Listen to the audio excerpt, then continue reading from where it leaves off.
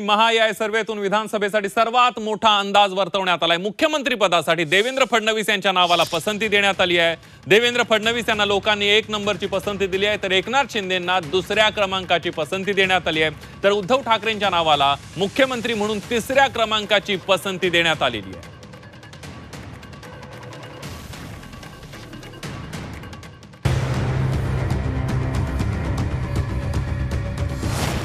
लाडकी बहीण योजना game changer ठरणार?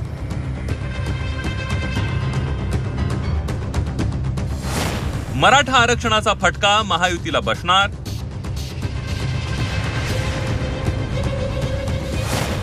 भ्रष्टाचाराचा मुद्दा विधानसभा निवडणुकीत गाजणार? लोकसभेत महायुतीला मोठा फटका बसलाय, त्यामुळे आता लोकांना खुश करण्यासाठी महायुतीनं लाडकी बहीण योजना आणली, तसंच लाडका भाऊ योजना ही सुरू केली आहे। मात्र या योजनेचा महायुतीला आगामी विधानसभेत फायदा होणार का, याबाबत आम्ही हा महासर्वे केलाय। लाडकी बहीण योजना गेम चेंजर ठरणार का, असा सवाल आम्ही लोकांना विचारला।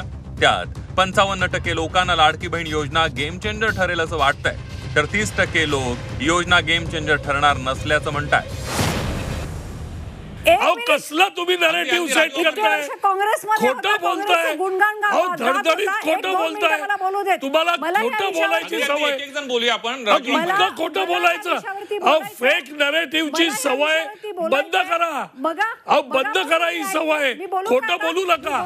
अगदी भ्रष्टाचार करणाऱ्या लोकांना पक्षात घेऊन त्यांना भाजपनं पावन केल्याचा आरोप विरोधकांनी वारंवार केलाय। त्यामुळे आम्ही भ्रष्टाचारांचे आरोप असणाऱ्या नेत्यांना सरकारमध्ये स्थान देणं योग्य आहे का, असा प्रश्न विचारला।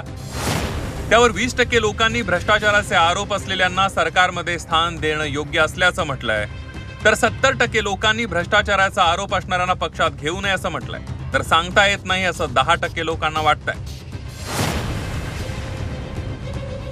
मराठा आरक्षणासाठी मनोज जरांगेंनी सरकारला जेरीस आणलंय। 29 ऑगस्टला जरांगे विधानसभा निवडणूक लढण्याची घोषणा करण्याची शक्यता आहे। त्यामुळे आम्ही यंदाच्या निवडणुकीत मराठा आरक्षणाचा मुद्दा प्रभावी ठरणार का, असा प्रश्न जनतेला विचारला। त्यावर मराठा आरक्षणाचा मुद्दा प्रभावी ठरणार असल्याचं 45% लोकांना वाटतंय, तर 45% लोकांना हा मुद्दा निवडणुकीमध्ये प्रभावी ठरणार नाही असं वाटतंय, तर सांगता येत नाही असं 10% लोकांचं मत आहे। लोकसभा निवडणुकीत विरोधकांनी फेक नॅरेटिव्ह सेट केल्यामुळे पराभव झाल्याचा आरोप सत्ताधारी वारंवार करतात। त्यामुळे आम्ही विधानसभा निवडणुकीत जात, धर्म आणि संविधान हे मुद्दे प्रभावी ठरणार का, यावर जनतेला काय वाटतं हे जाणून घेतलंय।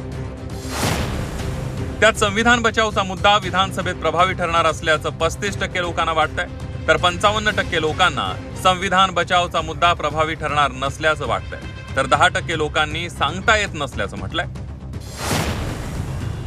झी 24 तासच्या सर्वेतून यंदा अनपेक्षित निकाल लागणार असल्याचा अंदाज वर्तवण्यात आलाय। त्यामुळे दिवाळीतील फटाक्यांसोबतच राजकीय फटाके जोरदार फुटणार यात शंका नाही।